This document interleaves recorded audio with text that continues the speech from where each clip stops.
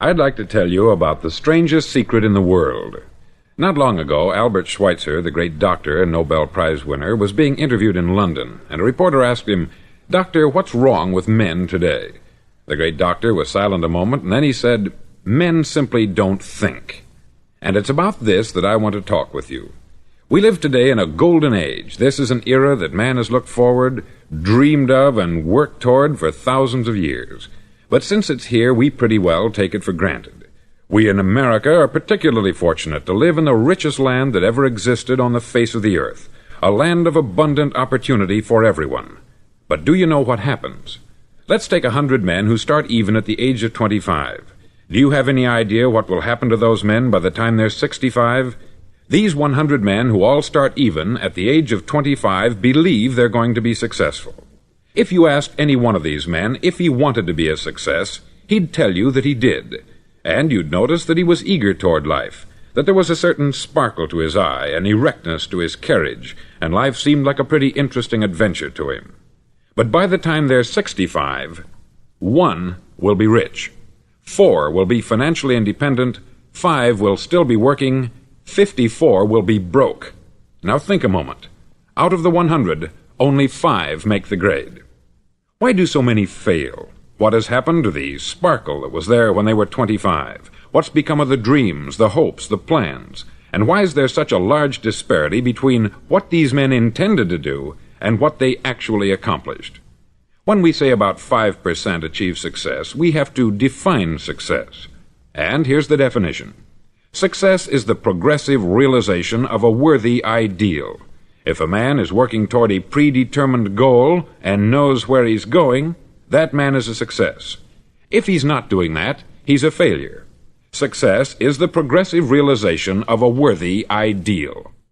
Rollo May, the distinguished psychiatrist, wrote a wonderful book called Man's Search for Himself. And in this book he says, "The opposite of courage in our society is not cowardice, it is conformity." And there you have the trouble today. It's conformity. People acting like everyone else, without knowing why, without knowing where they're going. Now think of it. In America right now, there are over 14 million people 65 years of age and over, and about 13 million of these 14 million are broke. They're dependent on someone else for life's necessities. Now, we learn to read by the time we're 7. We learn to make a living by the time we're 25. Usually, by that time, we're not only making a living, we're supporting a family. And yet, by the time we're 65, we haven't learned how to become financially independent in the richest land that has ever been known. Why? We conform. And the trouble is that we're acting like the wrong percentage group, the 95% who don't succeed. Now, why do these people conform? Well, they don't know, really. These people believe that their lives are shaped by circumstances, by things that happen to them, by exterior forces. They're outer-directed people. A survey was made one time that covered a lot of men, working men, and these men were asked this question: why do you work? Why do you get up in the morning? 19 out of 20 had no idea. If you ask them, they'll say, everyone goes to work in the morning. And that's the reason they do it, because everyone else is doing it. Now let's get back to our definition of success. Who succeeds? The only man who succeeds is the man who is progressively realizing a worthy ideal. He's the man who says, I'm going to become this, and then begins to work toward that goal. I'll tell you who the successful people are. A success is the school teacher who's teaching school because that's what she wanted to do. The success is the woman who's a wife and mother because she wanted to become a wife and mother and is doing a good job of it. The success is the man who runs the corner gas station because that's what he wanted to do. The success is the successful salesman who wants to become a top-notch salesman and grow and build with his organization. A success is anyone who is doing deliberately a predetermined job because that's what he decided to do deliberately. But only 1 out of 20 does that. That's why today there isn't really any competition, unless we make it for ourselves. Instead of competing, all we have to do is create. Now, for 20 years, I looked for the key which would determine what would happen to a human being. Was there a key, I wanted to know, which would make the future a promise that we could foretell to a large extent? Was there a key that would guarantee a person's becoming successful if he only knew about it and knew how to use it? Well, there is such a key, and I've found it. Have you ever wondered why so many men work so hard and honestly without ever achieving anything in particular, and others don't seem to work hard and yet seem to get everything? They have the magic touch. You've heard them say that about someone. Everything he touches turns to gold. And have you ever noticed that a man who becomes successful tends to continue to become successful, and on the other hand, have you noticed how a man who is a failure tends to continue to fail? It's because of goals. Some of us have them, some don't. People with goals succeed because they know where they're going. Now think of a ship leaving a harbor, and think of it with the complete voyage mapped out and planned. The captain and crew know exactly where it's going and how long it will take. It has a definite goal. 9,999 times out of 10,000 it will get to where it started out to get. Now let's take another ship, just like the first, only let's not put a crew on it, or a captain at the helm. Let's give it no aiming point, no goal, no destination. We just start the engines and let it go. I think you'll agree with me that if it gets out of the harbor at all, it will either sink or wind up on some deserted beach a derelict. It can't go any place because it has no destination and no guidance. It's the same with a human being. Take the salesman, for example. There is no other person in the world today with the future of a good salesman. Selling is the world's highest paid profession, if we're good at it and if we know where we're going. Every company needs top-notch salesmen, and they reward those men. The sky is the limit for them. But how many can you find? Someone once said, the human race is fixed, not to prevent the strong from winning, but to prevent the weak from losing. The American economy today can be likened to a convoy in time of war. The entire economy is slowed down to protect its weakest link, just as the convoy had to go at the speed that would permit its slowest vessel to remain in formation. That's why it's so easy to make a living today. It takes no particular brains or talent to make a living and support a family today. So we have a plateau of so-called security, if that's what a person's looking for. But we do have to decide how high above this plateau we want to aim for. Now let's get back to the strangest secret in the world, the story that I wanted to tell you today. Why do men with goals succeed in life, and men without them fail? Well, let me tell you something which, if you really understand it, will alter your life immediately. If you understand completely what I'm going to tell you from this moment on, your life will never be the same again. You'll suddenly find that good luck just seems to be attracted to you. The things you want just seem to fall in line. And from now on, you won't have the problems, the worries, the gnawing lump of anxiety that perhaps you've experienced before. Doubt, fear, well, they'll be things of the past.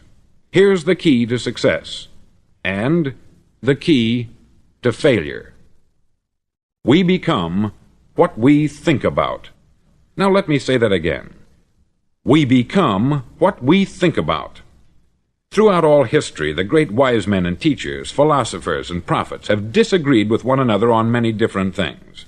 It is only on this one point that they are in complete and unanimous agreement. Listen to what Marcus Aurelius, the great Roman emperor, said. He said, "A man's life is what his thoughts make of it." Disraeli said this, "Everything comes if a man will only wait. I have brought myself by long meditation to the conviction that a human being with a settled purpose must accomplish it, and that nothing can resist a will that will stake even existence for its fulfillment." Ralph Waldo Emerson said this, "A man is what he thinks about all day long."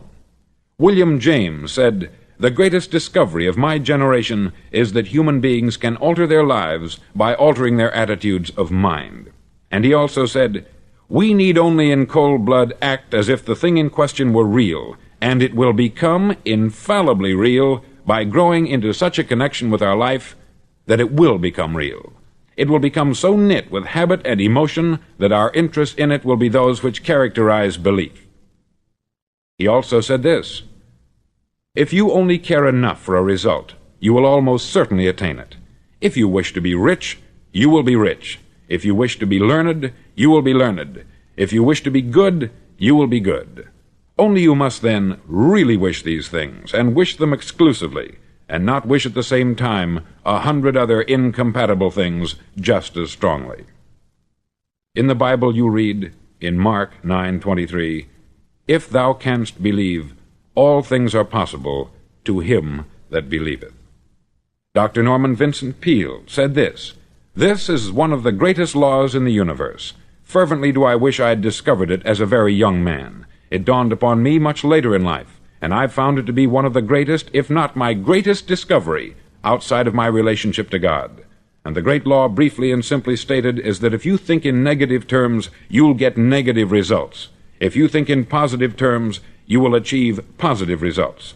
That is the simple fact which is at the basis of an astonishing law of prosperity and success. In 3 words, believe and succeed. William Shakespeare put it this way: "Our doubts are traitors, and make us lose the good we oft might win, by fearing to attempt." George Bernard Shaw said, "People are always blaming their circumstances for what they are. I don't believe in circumstances. The people who get on in this world are the people who get up and look for the circumstances they want, and if they can't find them, make them." Well, it's pretty apparent, isn't it? And every person who discovered this for a while believed that he was the first one to work it out. We become what we think about. Now, it stands to reason that a person who's thinking about a concrete and worthwhile goal is going to reach it, because that's what he's thinking about. And we become what we think about. Conversely, the man who has no goal, who doesn't know where he's going, and whose thoughts must therefore be thoughts of confusion and anxiety and fear and worry, becomes what he thinks about. His life becomes one of frustration, fear, anxiety, and worry. And if he thinks about nothing, he becomes nothing. Now, how does it work? Why do we become what we think about? Well, I'll tell you how it works as far as we know. Now, to do this, I want to tell you about a situation that parallels the human mind. Suppose a farmer has some land, and it's good, fertile land. Now, the land gives the farmer a choice. He may plant in that land whatever he chooses. The land doesn't care. It's up to the farmer to make the decision. Now, remember, we're comparing the human mind with the land, because the mind, like the land, doesn't care what you plant in it. It will return what you plant, but it doesn't care what you plant. Now, let's say that the farmer has 2 seeds in his hand. One is a seed of corn, the other is nightshade, a deadly poison. He digs 2 little holes in the earth, and he plants both seeds, one corn, the other nightshade. He covers up the holes, waters, and takes care of the land, and what will happen? Invariably, the land will return what is planted. As it's written in the Bible, "As ye sow, so shall ye reap." Remember, the land doesn't care. It will return poison in just as wonderful abundance as it will corn. So up come the 2 plants, one corn, one poison. Now, the human mind is far more fertile, far more incredible and mysterious than the land, but it works the same way. It doesn't care what we plant. Success, failure. A concrete, worthwhile goal, or confusion, misunderstanding, fear, anxiety, and so on. But what we plant, it will return to us.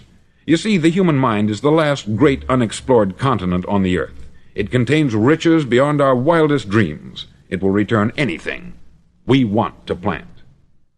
Now, you might say, well, if that's true, why don't people use their minds more? Well, I think they've figured out an answer to that, too. Our mind comes as standard equipment at birth. It's free, and things that are given to us for nothing we place little value on. Things that we pay money for, we value. The paradox is that exactly the reverse is true.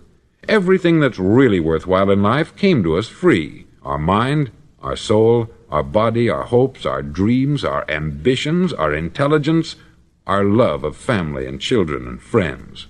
All these priceless possessions are free, but the things that cost us money are actually very cheap and can be replaced at any time. A good man can be completely wiped out and make another fortune. He can do that several times. Even if our home burns down, we can rebuild it, but the things we got for nothing, we can never replace. The human mind isn't used merely because we take it for granted. Familiarity breeds contempt. It can do any kind of job we assign to it, but generally speaking, we use it for little jobs instead of big, important ones. Universities have proved that most of us are operating on about 10% of our abilities. Decide now, what is it you want? Plant your goal in your mind. It's the most important decision you'll ever make in your entire life. Do you want to be an outstanding salesman, a better worker at your particular job? Do you want to go places in your company, in your community? All you've got to do is plant that seed in your mind. Care for it. Work steadily toward your goal, and it will become a reality. It not only will, there's no way that it cannot. You see, that is a law, like the laws of Sir Isaac Newton, the laws of gravity. If you get on top of a building and jump off, you'll always go down. You'll never go up. And it's the same with all the other laws of nature. They always work. They're inflexible. Think about your goal in a relaxed, positive way. Picture yourself in your mind's eye as having already achieved this goal. See yourself doing the things you will be doing when you've reached your goal. Ours has been called the phenobarbital age, the age of ulcers and nervous breakdowns. At a time when medical research has raised us to a new plateau of good health and longevity, far too many of us worry ourselves into an early grave trying to cope with things in our own little personal ways, without learning a few great laws that will take care of everything for us. These things we bring on ourselves through our habitual way of thinking. Every one of us is the sum total of his own thoughts. He is where he is because that is exactly where he really wants to be, whether he'll admit that or not. Each of us must live off the fruit of his thoughts in the future, because what you think today and tomorrow, next month and next year, will mold your life and determine your future. You're guided by your mind. I remember one time I was driving through Arizona, and I saw one of those giant earth-moving machines roaring along the road at about 35 miles an hour with what looked like 20 tons of dirt in it, a tremendous, incredible machine, and there was a little man perched way up on top with the wheel in his hands guiding it. And as I drove along, I was struck by the similarity of that machine to the human mind. Just suppose you're sitting at the controls of such a vast source of energy. Are you going to sit back and fold your arms and let it run itself into a ditch? Or are you going to keep both hands firmly on the wheel and control and direct this power to a specific, worthwhile purpose? It's up to you. You're in the driver's seat. You see, the very law that gives us success is a two-edged sword. We must control our thinking. The same rule that can lead a man to a life of success, wealth, happiness, and all the things he's ever dreamed of for himself and his family, that very same law can lead him into the gutter. It's all in how he uses it, for good or for bad. This is the strangest secret in the world. Now, why do I say it's strange, and why do I call it a secret? Actually, it isn't a secret at all. It was first promulgated by some of the earliest wise men, and it appears again and again throughout the Bible. But very few people have learned it, understand it. That's why it's strange, and why, for some equally strange reason, it virtually remains a secret. I believe that you could go out and walk down the main street of your town and ask one man after another what the secret of success is, and you probably wouldn't run into one man in a month who could tell you. Now, this information is enormously valuable to us, if we really understand it and apply it. It's valuable to us not only for our own lives, but the lives of those around us, our family, employees, associates, and friends. Life should be an exciting adventure. It should never be a bore. A man should live fully, be alive. He should be glad to get out of bed in the morning. He should be doing a job he likes to do because he does it well. One time I heard Grove Patterson make a speech, the editor-in-chief of the Toledo Daily Blade, and as he concluded his speech, he said something that I've never forgotten. He said something like this: "My years in the newspaper business have convinced me of several things, among them that people are basically good, and that we came from someplace, and we're going someplace. So we should make our time here an exciting adventure. The architect of the universe didn't build a stairway leading nowhere." And the greatest teacher of all, the carpenter from the plains of Galilee, gave us the secret time and time again. "As ye believe, so shall it be done unto you." I've explained the strangest secret in the world and how it works. Now I want to explain how you can prove to yourself the enormous returns possible in your own life by putting this secret to a practical test. I want you to make a test that will last 30 days. Now, it isn't going to be easy. If you'll give it a good try, it will completely change your life for the better. Back in the 17th century, Sir Isaac Newton, the English mathematician and natural philosopher, gave us some natural laws of physics which apply as much to human beings as they do to the movement of bodies in the universe. Now, one of these laws is that for every action, there is an equal and opposite reaction. Simply stated, as it applies to you and me, it means we can achieve nothing without paying the price. The results of your 30-day experiment will be in direct proportion to the effort you put forth. To be a doctor, you must pay the price of long years of difficult study. to be successful in selling, and remember that each of us succeeds to the extent of his ability to sell, selling our families on our ideas, selling education in schools, selling our children on the advantages of living the good and honest life, selling our associates and employees on the importance of being exceptional people, to, of course, the profession of selling itself. But to be successful in selling our way to the good life, we must be willing to pay the price. Now, what is that price? Well, it's many things. First, it's understanding emotionally, as well as intellectually, that we literally become what we think about, that we must control our thoughts if we're to control our lives. It's understanding fully that, as ye sow, so shall ye reap. Secondly, it's cutting away all the fetters from the mind and permitting it to soar as it was divinely designed to do. It's the realization that your limitations are self-imposed, and that the opportunities for you today are enormous beyond belief. It's rising above narrow-minded pettiness and prejudice.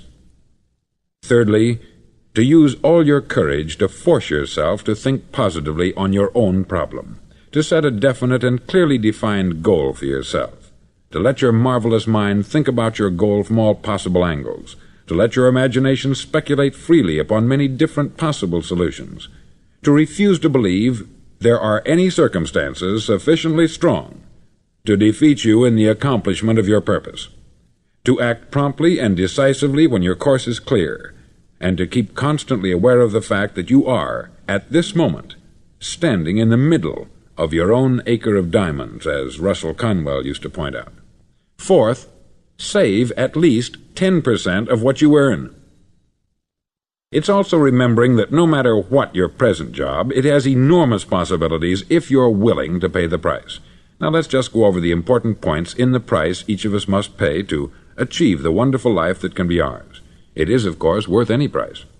1. You will become what you think about. 2. Remember the word imagination. Let your mind soar. 3. Courage. Concentrate on your goal every day. 4. Save 10% of what you earn. And action. Ideas are worthless unless we act on them. Now I'll try to outline the 30-day test I want you to make. Now keep in mind that you have nothing to lose by making this test, and everything you could possibly want to gain. There are two things that may be said of everyone. Each of us wants something, and each of us is afraid of something. I want you to write on a card what it is you want more than anything else. It may be more money. Perhaps you'd like to double your income or make a specific amount of money. It may be a beautiful home. It may be success at your job. It may be a particular position in life. It could be a more harmonious family. Each of us wants something. Write down on your card specifically what it is that you want. Make sure it's a single goal and clearly defined. You needn't show it to anyone, but carry it with you so that you can look at it several times a day. Think about it in a cheerful, relaxed, positive way each morning when you get up, and immediately you have something to work for, something to get out of bed for, something to live for. Look at it every chance you get during the day and just before going to bed at night. As you look at it, remember that you must become what you think about, and since you're thinking about your goal, you realize that soon it will be yours. In fact, it's yours really the moment you write it down and begin to think about it. Look at the abundance all around you as you go about your daily business. You have as much right to this abundance as any other living creature. It's yours for the asking. Now we come to the difficult part. Difficult because it means the formation of what is probably a brand new habit, and new habits are not easily formed. Once formed, however, it'll follow you for the rest of your life. Stop thinking about what it is you fear. Each time a fearful or negative thought comes into your consciousness, replace it with a mental picture of your positive and worthwhile goal. There will come times when you will feel like giving up. It's easier for a human being to think negatively than positively. That's why only 5% is successful. You must begin now to place yourself in that group. For 30 days you must take control of your mind. It will think only about what you permit it to think. Each day for this 30-day test, do more than you have to do. In addition to maintaining a cheerful, positive outlook, give of yourself more than you've ever done before. Do this knowing that your returns in life must be in direct proportion to what you give. The moment you decide on a goal to work toward, you're immediately a successful person. You're then in that rare and successful category of people who know where they're going. Out of every 100 people, you belong to the top 5. Don't concern yourself too much with how you're going to achieve your goal. Leave that completely to a power greater than yourself. All you have to do is know where you're going. The answers will come to you of their own accord. Remember these words from the Sermon on the Mount, and remember them well. Keep them constantly before you this month of your test. Ask, and it shall be given you. Seek, and ye shall find. Knock, and it shall be opened unto you. For every one that asketh receiveth, and he that seeketh findeth, and to him that knocketh it shall be opened. It's as marvelous and as simple as that. In fact, it's so simple that in our seemingly complicated world it's difficult for an adult to understand that all he needs is a purpose and faith. For 30 days, do your best. If you're a salesman, go at it as you've never done before, not in hectic fashion, but with the calm, cheerful assurance that time well spent will give you the abundance in return you deserve and want. No matter what your job, do it as you've never done it before for 30 days. And if you've kept your goal before you every day, you'll wonder and marvel at this new life you've found. Dorothea Brand, outstanding editor and writer, discovered it for herself and tells about it in her fine book, Wake Up and Live. Her entire philosophy is reduced to the words, act as though it were impossible to fail. She made her own test with sincerity and faith, and her entire life was changed to one of overwhelming success. Now you make your test for 30 full days. Don't start your test until you've made up your mind to stick with it. You see, by being persistent, you're demonstrating faith. Persistence is simply another word for faith. If you didn't have faith, you would never persist. If you should fail during your first 30 days, by that I mean suddenly find yourself overwhelmed by negative thoughts, you've got to start over again from that point and go 30 more days. Gradually your new habit will form until you find yourself one of that wonderful minority to whom virtually nothing is impossible. Don't forget the card. It's vitally important as you begin this new way of living. On one side of the card, write your goal, whatever it may be. On the other side, write the words we've quoted from the Sermon on the Mount. Ask, and it shall be given you. Seek, and ye shall find. Knock, and it shall be opened unto you. Nothing great was ever accomplished without inspiration. See that during these crucial first 30 days, your own inspiration is kept at a peak. Above all, don't worry. Worry brings fear, and fear is crippling. The only thing that can cause you to worry during your test is trying to do it all yourself. Know that all you have to do is hold your goal before you. Everything else will take care of itself. Remember also to keep calm and cheerful. Don't let petty things annoy you and get you off course. Now, since making this test is difficult, some may say, well, why should I bother? Well, look at the alternative. No one wants to be a failure. No one really wants to be a mediocre individual. No one wants a life constantly filled with worry, fear, and frustration. Therefore, remember that you must reap that which you sow. If you sow negative thoughts, your life will be filled with negative things. If you sow positive thoughts, your life will be cheerful, successful, and positive. Now, gradually, you will have a tendency to forget what you've heard on this record. Play it often.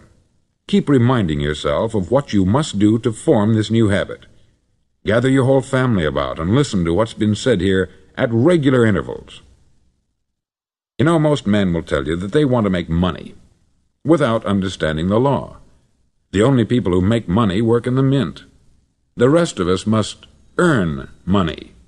This is what causes those who keep looking for something for nothing or a free ride to fail in life. The only way to earn money is by providing people with services or products which are needed and useful. We exchange our product or service for the other man's money.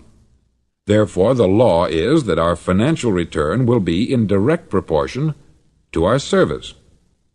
Success is not the result of making money. Making money is the result of success, and success is in direct proportion to our service. Most people have this law backwards. They believe that you're successful if you earn a lot of money. The truth is that you can only earn money after you're successful. It's like the story of the man who sat in front of the stove and said to it, "Give me heat, and then I'll add the wood." How many men and women do you know, or do you suppose there are today, who take the same attitude toward life? There are millions. We've got to put the fuel in before we can expect heat. Likewise, we've got to be of service first before we can expect money. Don't concern yourself with the money. Be of service. Build, work, dream, create. Do this, and you'll find there's no limit to the prosperity and abundance that will come to you. Prosperity is founded upon a law of mutual exchange. Any person who contributes to prosperity must prosper in turn himself. Sometimes the return will not come from those you serve, but it must come to you from someplace, for that is the law. For every action there is an equal and opposite reaction. As you go daily through your 30-day test period, remember that your success will always be measured by the quality and quantity of service you render, and money is a yardstick for measuring this service. No man can get rich himself unless he enriches others. There are no exceptions to a law. You can drive down any street in America and from your car estimate the service that's being rendered by the people living on that street. Had you ever thought of this yardstick before? It's interesting. Some, like ministers and priests and other devoted people, measure their returns in the realm of the spiritual, but again, their returns are equal to their service. Once this law is fully understood, any thinking person can tell his own fortune. If he wants more, he must be of more service to those from whom he receives his return. If he wants less, he has only to reduce this service. This is the price you must pay for what you want. If you believe you can enrich yourself by deluding others, you can only end by deluding yourself. It may take some time, but just as surely as you breathe, you'll get back what you put out. Don't ever make the mistake of thinking you can avert this. It's impossible. The prisons and the streets where the lonely walk are filled with people who tried to make new laws just for themselves. We may avoid the laws of man, but there are greater laws that cannot be broken. An outstanding medical doctor recently pointed out 6 steps that will help you realize success. 1. Set yourself a definite goal. 2. Quit running yourself down. 3. Stop thinking of all the reasons why you cannot be successful, and instead think of all the reasons why you can. 4. Trace your attitudes back through your childhood and try to discover where you first got the idea you couldn't be a success, if that's the way you've been thinking. 5. Change the image you have of yourself by writing out a description of the person you would like to be. And 6. Act the part of the successful person you have decided to become. The doctor who wrote those words is a noted West Coast psychiatrist, David Harold Fink, M.D. Do what all experts since the dawn of recorded history have told you you must do. Pay the price by becoming the person you want to become. It's not nearly as difficult as living unsuccessfully. Make your 30-day test. Then repeat it. Then repeat it again. Each time it will become more a part of you until you'll wonder how you could ever have lived any other way. Live this new way, and the floodgates of abundance will open and pour over you more riches than you may have dreamed existed. Money? Yes, lots of it. But what's more important, you'll have peace. You'll be in that wonderful minority who lead calm, cheerful, successful lives. Start today. You have nothing to lose, but you have a life to win.